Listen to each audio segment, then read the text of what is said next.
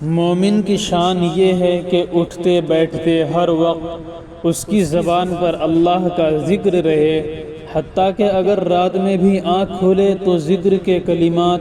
زبان پر رہیں۔ نبی اکرم صلی اللہ علیہ وسلم کا معمول مبارک بھی یہی تھا۔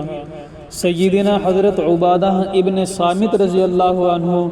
یہ نبی اکرم صلی اللہ علیہ وسلم کا ارشاد نقل فرماتے ہیں کہ جو شخص رات میں بیدار ہو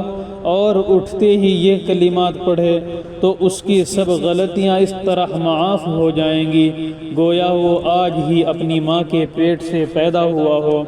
اور اگر وہ اٹھ کر وضو کر کے نماز پڑھ لے تو اس کی نماز بھی عند اللہ مقبول ہوگی، اور وہ کلمات یہ ہیں: لا الہ الا اللہ وحدہ لا شریک لہ لہ الملک ولہ الحمد وہو علی کل شیء قدیر۔ اللہ کے علاوہ کوئی عبادت کے لائق نہیں، اسی کے لیے ہر طرح کی حکومت ہے، اور حمد و ثنا صرف اسی کو زیب دیتی ہے، اور ہر وہ چیز پر قادر ہے۔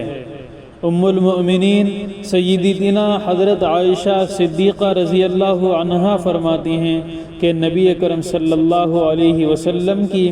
جب رات میں آنکھ کھلتی تھی تو آپ یہ کلمات ارشاد فرماتے تھے: لا الہ الا اللہ الواحد القہار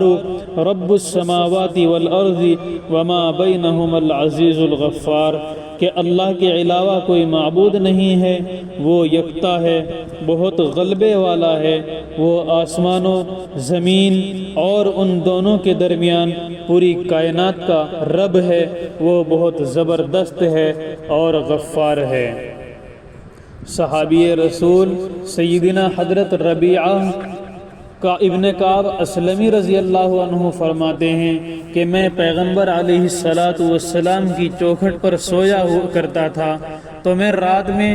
پیغمبر علیہ السلام کی زبانی کبھی الحمدللہ رب العالمین اور کبھی سبحان ربی و بحمدہ سنا کرتا تھا۔